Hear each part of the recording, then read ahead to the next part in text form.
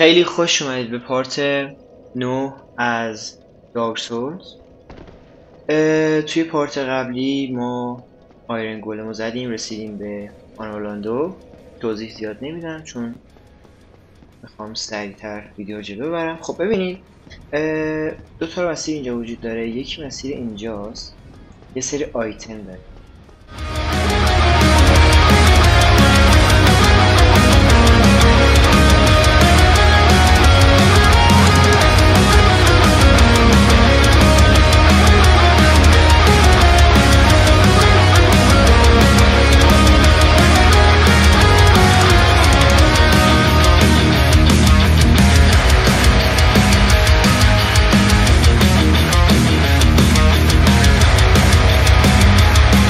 آیتم دستگیری به این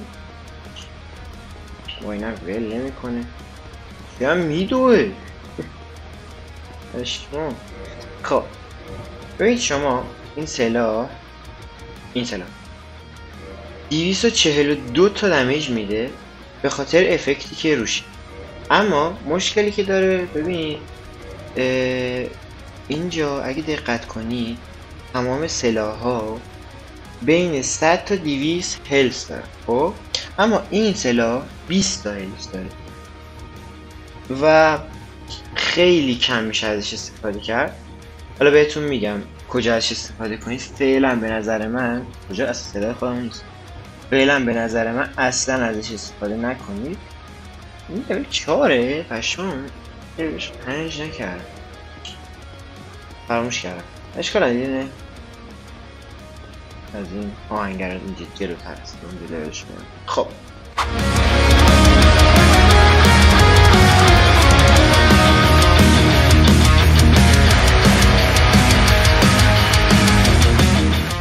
نمیدونه که بیرم دستش نمید. بابا ول کن برو دیگه. اونم نمیتونم میشنم پیدا کنم. میخوایم با اون پایه اسم پلس با موشه 10 تا و ادامه مسیرمون. خب اگر از این وسط بریم میرسیم به یک آسانسور، الیویتور، هرچی که اسم بزنیم. گریدروش خودش میره پایین و دیگه از این بعد اتوماتیک میشه خودش بالا پایین. خب اینجا ببینید که یه شخصیت آشنا اینجاست. باس فایت اونجا بود اول بازی برای بل اول. اینجا دیگه از این بعد میشن الیت ماب و شما میتونید البته ماب عادی نمیشن، الیت ماب میشن، ولی خب همچنان دومشون هم بزنید سلاح بهتون میده.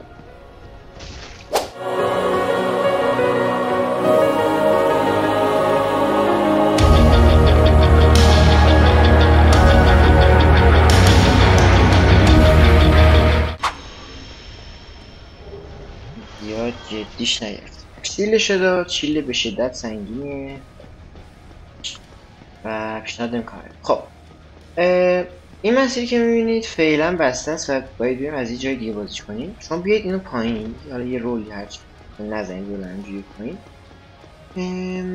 از این طرف یه دونه چست یادم اینجا بود اگر اشتباه نکنم. آره این چست اینجا سیف هم هست. دوباره دیمن تایتانت آیتم شدت خوبی برای آپگرید سلاح‌های خیلی خوب، حالا یا سلاح باسکا یا هر چیزی، کلا آیتم خوب با اینکه به درد من نمیخوره ولی بازم آدم برداشت. خب اونی که برداشتید بیایید اینجا و از این برید بالا. حواستون باشه نیافتید پایین. بیایید و میرسید به پنجره. ای وای شانس بردم. اینجا پنجره داریم پر پایین. یه بک اسکیه نخورد. چرا اینا یکم کلن رو مخن، از دور بهتون ترونگ نایف پرت میکنن، از نزدیکم یه سری اتک بشون و نمیشه دیفن، ولی خب جونشون کمه، دو شات میشه. حتی منی که سلاحم ضعیف. تازه از استانداردم پایین تره. قبول لول 5 باشه، من فکر کنم لول 5 ولی لولش 4. برای ضعیف‌تر است هر چیز دیگه. اینجا رو هر شیلدی داری یا شیلد هم نداری، شیلد رو دستتون بگیری، چون اینجا نیازتون میشه شیلد بالا. اینجا خیلی حواستون باشه استرانگ اتک اینجا خیلی کم بری و اگر هم میری حواستون باشه که نیفتید پایین. خودم بارها اینجا افتید پایین. اینو بزنید. اینجا شیلتون سعی کنید همیشه بالا باشه، چون اینا پرت میکنن از اون چون. این زنجیر رو بزنید، این میفته پایین. حالا بعدا یه آیتمی میفته اونجا به دردمون میخوره. فکر میکنم سول دقیق یادم نیست. اینجا بیاید تو هند نکنید، اینجا عجله نکنید، با حوصله یکی یکی. تو اینا خودشون هم یه ناکبکی دارن. بنابراین بله بریک هم کرد و افتادم پایین. عالی. یک لحظه اشتباه.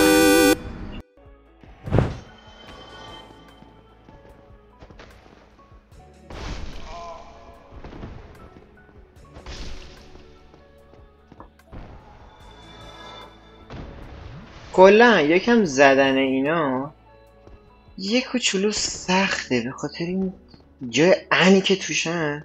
یه دونم پایینه، اینو بود بزنیم از پشت ندی از کلا به خاطر جایی که توشن خیلی زدنش اینجا سخته. یکم ممکنه بمیری. من خودم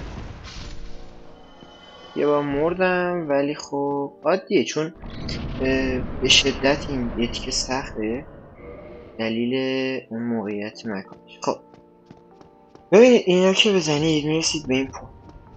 شما این پول رو میدید پایین که راهتون به 2 تا مسیر باز کنید. این میاد پایین و یه دونه دیگه دوباره از اون بلگاردین چی بود اسمش یادم نیست، پس همین دوباره اینجاست. کجا رفت؟ دقیق شد. بیا بالا مشتی، بیا بالا. عجب خری دید میکنم تو سرش بسه. خب ریدم اشته چانس بودم. گست تو که دیگه نمیمیرن. مشتی گلی این هم هست. این هم دیگه ریتما به نمیاد. اما گفتن 2 تا هستی، حالا چرا 2 تا هستی؟ اینو که برید پایین میخورید حالا به اون جایی که این لده رو کشیدیم و اومد. اما یه دونه دیگه که بریدش پایین دادنش بالا، نه رفت پایین. یه دونه دیگه که بریدش پایین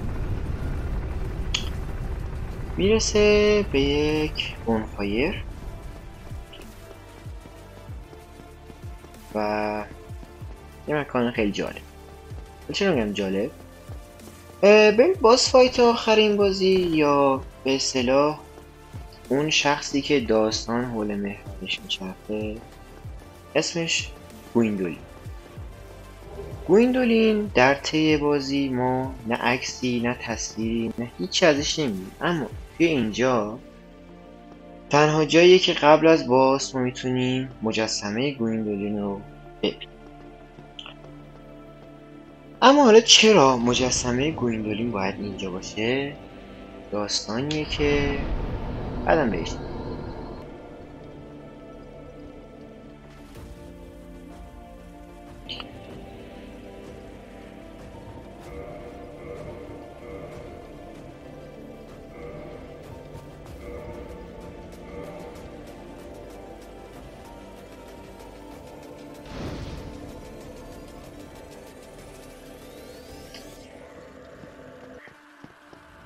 بونفایر اینجا رو گرفت دیگه، از این بعد مشکل نه.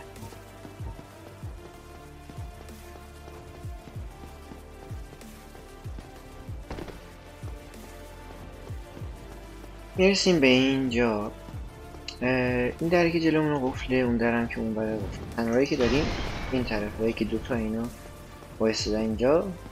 با اینا فایت ندید. سوال خیلی چرا سوال خوبی هم میدن ولی ارزش نداره، جونشون زیاده، کم تایم میگیره ازتون. بیایید اینجا، این خودش میمیره. البته آره میره. حتما ازش دور شید چون اگه رسیدش میمیره بهتون.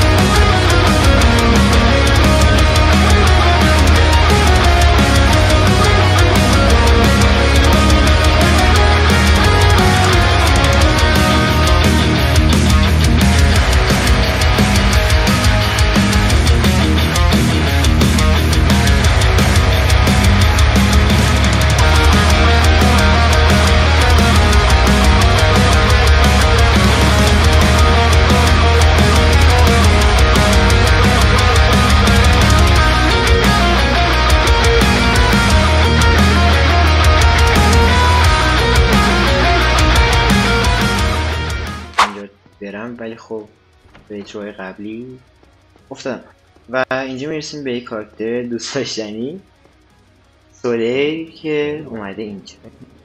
صحبت میکنید باش تا اون صحبتاش تموم بشه. اینجا هم میگه من همچنان دنبال خورشیدم و همچنان اومده دنبال خورشید. دیگه فکر کنم تکراری شد صحبتاش. آره یه بونفایر دیگه اینجا هست. بونفایر خوبیه. شیک باشو فکر کنم یه لول نه میتونم بدم، اما سول داشتم که بتونم لول ها بونفایر خوبی هم.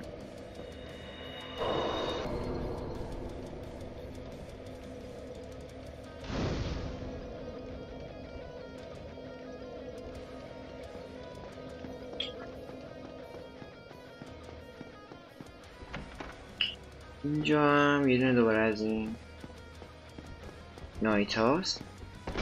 سلاحی که دست این نایته بلک هالبرته، یکی از سلاحهای خوب بازیه.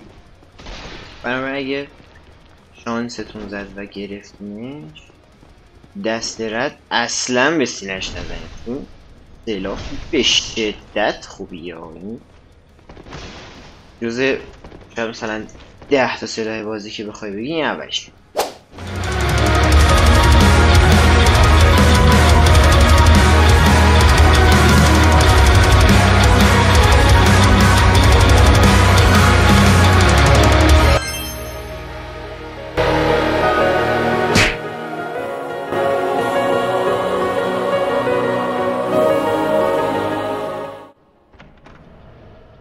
خب اینجا یه دونه ایلوژنیگاله. یه سری آیتم میزه هیچ کدوم به درد من نمیخوره، باز هم میگم، ولی من که شما ببینید میرم برشون میبرم پیدا کنم رو زنجیرشون. برگشتن رو به خب اینجا یه ست هول بهتون میده، بهترین ست بازیه از نظر دیفنس. البته خیلی ست سنگینیه، ولی خب اگه سنگین بخواید بازی کنید بهترین ست بود. دوباره یه دونه از این بلک نایت ها، اون خیلی دیگه با تایپ اتکاشون آشنا میتونن پریشون کنن، ولی خب شما برای اینکه ریسک نکنید بیاید و کسبشون کنید. مابایی که او سرش یه دونه تایتانی چانک داشت، پریش کنم ریدم.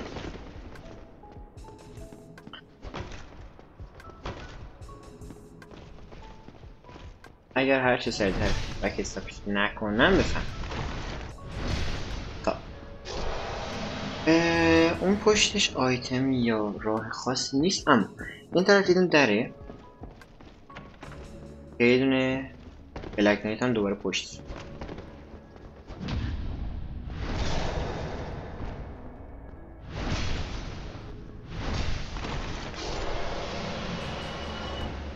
تا اینجا سوال خوبی هم به دست آوردیم. اینجا دوتا بلک نایت از این گوشه بیاید که اون یکی اینگیج نشه، چون هم میتونه با تیر بزنه هم سویش میکنه روی وپنش. بعد اگه دوتا بشن اوضاع دیگه.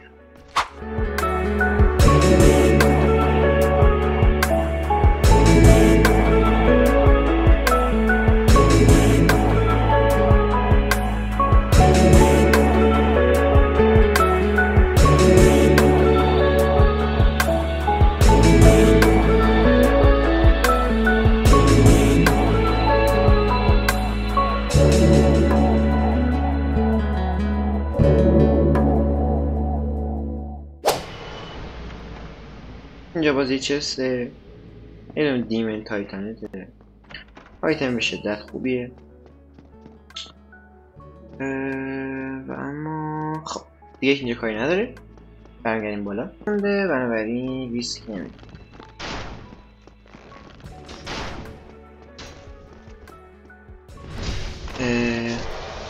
گانم میگم گان بپنم لولش پایینه و خب دیگه وقت بریم.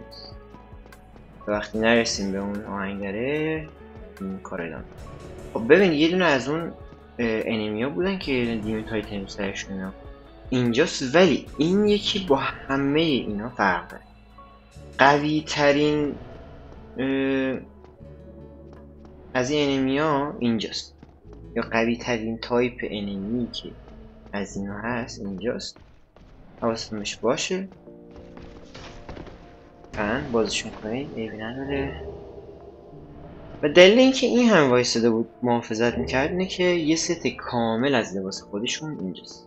ست به شدت خوشگلیه. اینجا رو کاملا پاکسازی کردیم، چیزی نداره دیگه.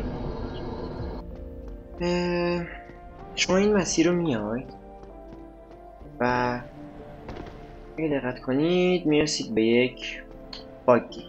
پشت فاگ گیت سخت‌ترین باس دارک سولز میشه، دارک سولز 1. اما ما الان نمیخوایم فعلا باس رو بزنیم. کاری که میخوایم بکنیم اینه که بریم سراغ آهنگر و سلاحمون رو لولش بریم. مسیر بیایی از این پیلا پایین، اینجا بیایید پایین، جان بیایید پایین. همچنان این صدای اون چکشش رو گوش میدیم. اگه دقت کنید ببینید چقدر ظریف کار میکنه این کاراکتر. ببینید این ضربه هایی که میزنه خیلی جالبه. و اگه باز هم دقت کنید چقدر ایجابه رسیده. ببینید که این یه جاینتیه که شده آهنگر و بلد نیست خیلی خوب صحبت کنه. الان متوجه میشید چرا میگم.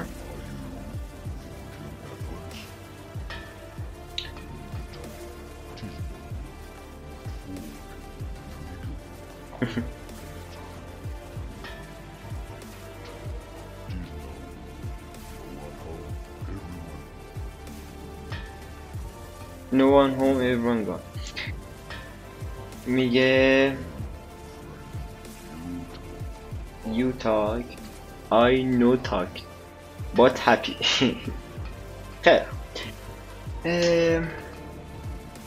ببینید شما پیش این میتونید سلاحاتون رو به ماجیک آغشته کنید. لول 4 نمیتونم برم. آها تایتن شارد ندارم. تو تایتن شارد داری؟ آره یه دونه بخریم که بتونیم حداقل بشیم 5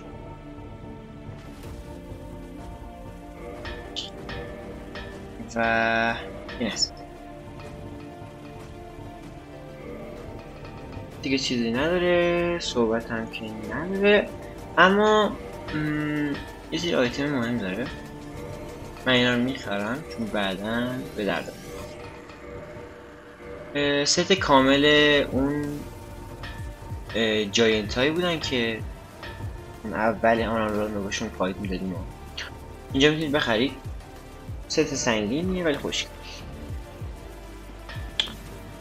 از این طرف که بیاید میتونید شورتکات هم اینجا باز